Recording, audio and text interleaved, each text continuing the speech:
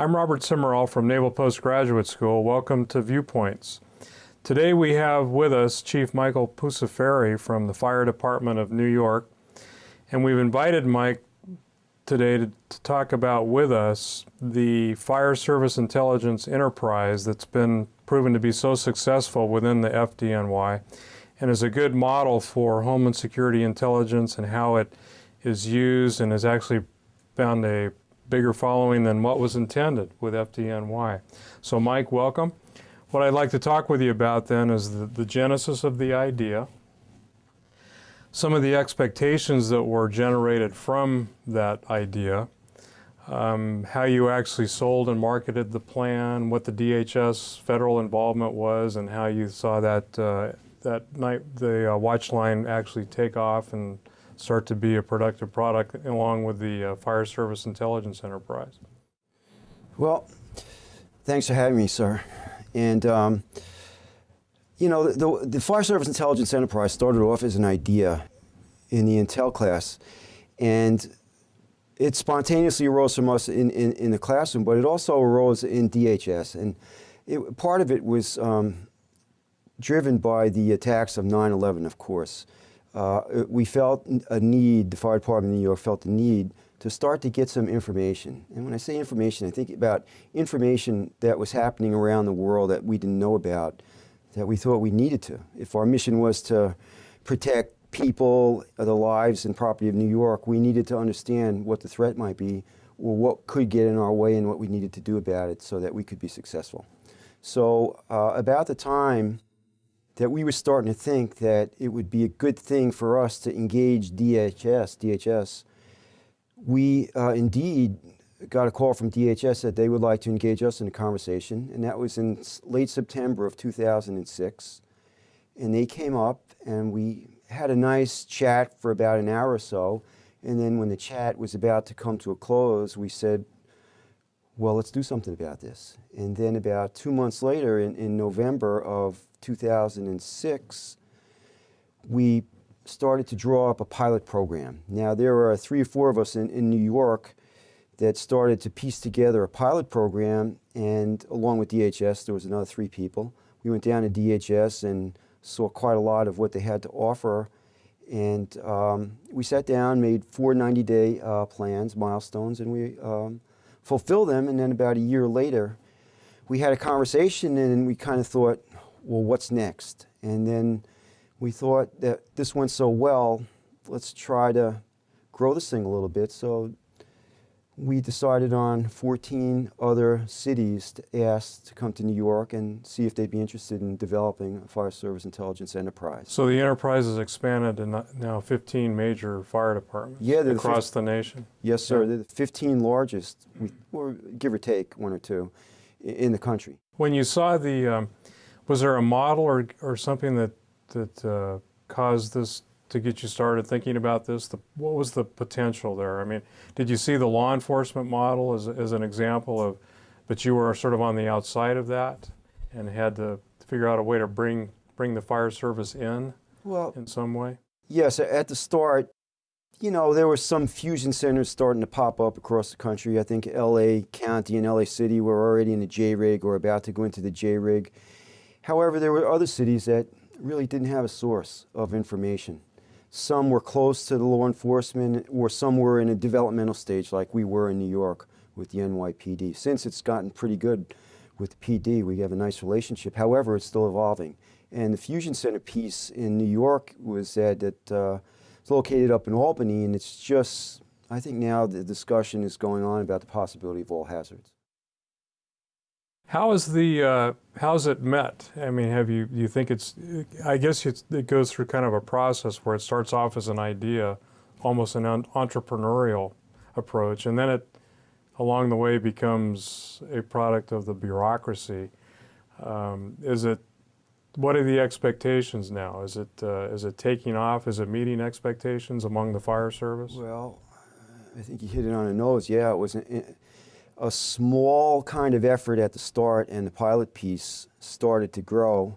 And then when we started to see how well the 15 cities started to bond and exchange information, I think that DHS understood, and I think they were I think they were pleased with what they saw as kind of a nucleus for starting something to grow outward. And now we're talking about discussing how we're going to evolve. And actually, DHS and DOJ have formalized a kind of administrative oversight of the project. Watchline is one of the, I think you would characterize that as one of the outputs of FDNY Intel. Would you describe for us a little bit on how that was started, and then sort of how it's taken off to become sort of a niche, is that the right word, a niche fire intel product, and it's reached quite a level of following, I think, across the nation? Yes, I think you've correctly described it. Yeah. Well, one of the things that we wanted to do is kind of get the message or the information to the boots on the ground, to the guys out in the street.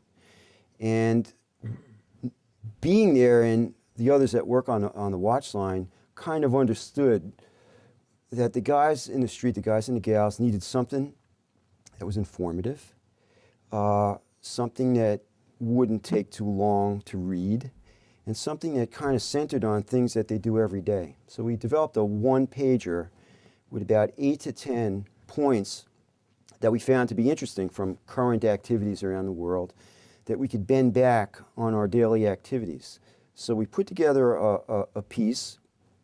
We sat in an office one day, and Richie Parenti, our main analyst who puts the piece together, came up with an idea to call it the watch line. And the watch line is actually an evolution that we do in the FDNY when we have kind of a large fire and we don't want to commit too many people. It's at the end, and it's kind of got something smoldering underground. We leave a watch line to make sure that this problem that we've taken care of doesn't arise after we've gone. So we leave a watch line. So it's kind of the same idea for our product, is that it's something that we kind of got a watch line on to keep under control. So we made a one-pager, and he picks out 8 to 10 pieces each week. He does an analysis on them, and then he makes recommendations that can be given to the guys on the street, and they understand that it's something that's made by one of us, and the language is perfect for it. It seems like, Mike, the difference between Watchline and some of the other products you see is that it includes the so what. Why is it that we're providing you this analysis anyway? Is that fair? Yeah, that's fair, and we get a lot of products from a lot of different places, and I don't want to say cut and paste. Some of them are great, and they read like newspapers, and they're fantastic. However, we want our guys to take away the so what. So we send it down, and he does the analysis. He ties it to our operations, and the question arose, should we send it outside the job, outside the FDNY, with the analysis in it? And we said, sure, let's send it out so others can learn about what we do, and we kind of educate as we go. Well, it looks to me like an effective intelligence product that's really found a niche. Every week we get more subscribers, and it's amazing who we're exchanging information with. I mean, it's kind of almost like a calling card saying, here we are, this is what we do.